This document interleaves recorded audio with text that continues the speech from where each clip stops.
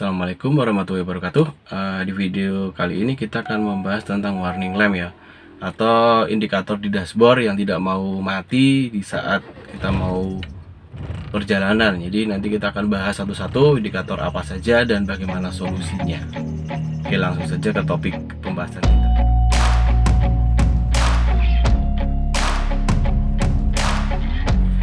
Jika tanda indikator warning lamp yang seperti ini tidak mau padam, jadi itu masalah ada di rem parkir yang sedang aktif. Jadi kita tinggal turunkan saja rem tangannya.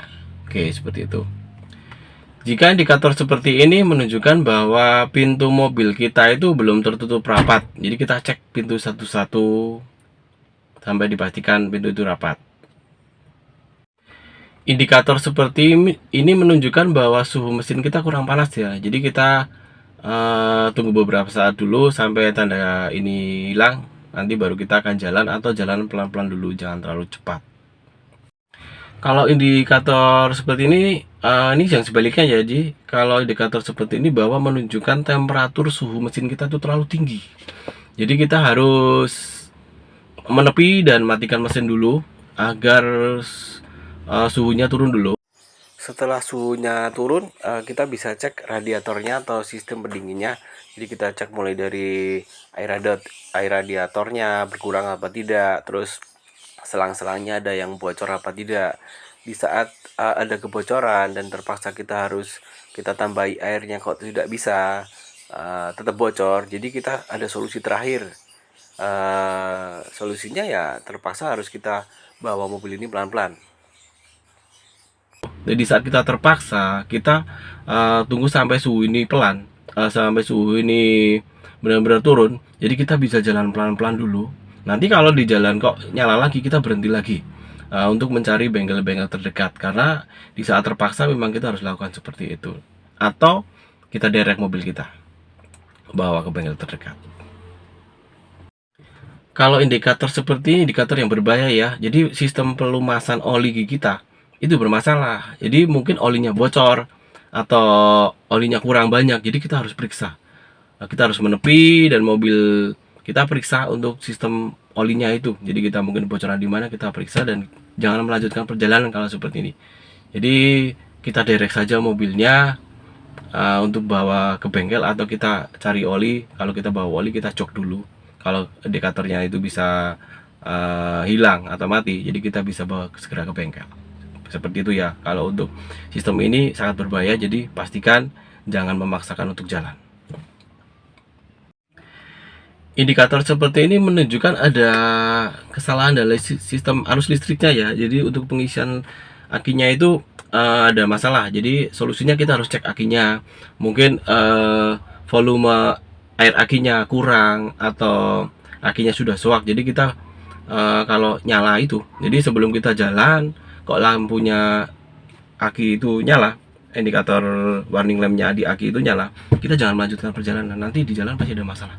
Jadi kita solusinya ke bengkel dulu, kita periksakan akinya. Kalau harus ganti kita ganti saja, daripada kita nanti masalah di jalan.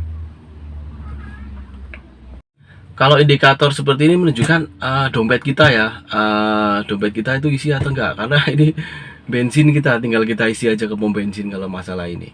Ini menunjukkan bensin kita habis. Indikator seperti ini menunjukkan bahwa seatbelt kita belum dipasang. Jadi kita tinggal pasang seatbeltnya seperti ini. Nah, kita pasang seatbeltnya saja. Sudah selesai, seperti itu saja. Kalau tidak mati berarti ada sistemnya ini, colokannya itu mungkin error. Tinggal kita cek dulu, pasti ketemu lah. Nanti kita perbaiki.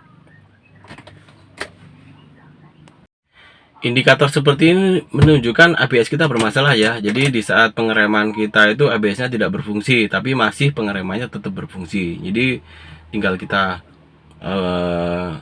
masih bisa kita bawa dan kita bawa ke bengkel untuk perbaikan, karena mungkin kalau kita perbaiki sendiri agak susah di situ. Indikator ini menunjukkan bahwa air wiper kita kurang ya. Jadi kita tinggal kita isi aja untuk wipernya agar indikator ini mati lagi.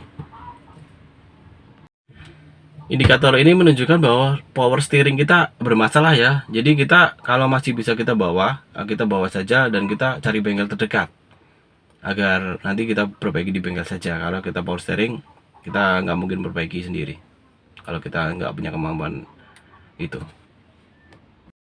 Indikator seperti ini menunjukkan malfungsi ya. Jadi jangan dilendeti lah untuk airbagnya biar nggak meletus. Indikator seperti ini menunjukkan ada masalah di mesin ya atau kontrolnya. Jadi kita selama di perjalanan kalau masih bisa kita pelan-pelan ke bengkel dulu. Jadi kita perbaiki di bengkel. Oke, terima kasih sudah menyimak video barusan. Sebenarnya itu hanya dilakukan di saat darurat ya. Tapi di saat tidak darurat ya kita solusinya bengkel aja. Jadi di saat darurat kita terpaksa harus bawa mobil itu dengan kondisi darurat. Ya namanya juga orang ya. Kadang di jalan itu tidak punya uang untuk derek mobil ya. Jadi kita harus lakukan solusi terbaik lah.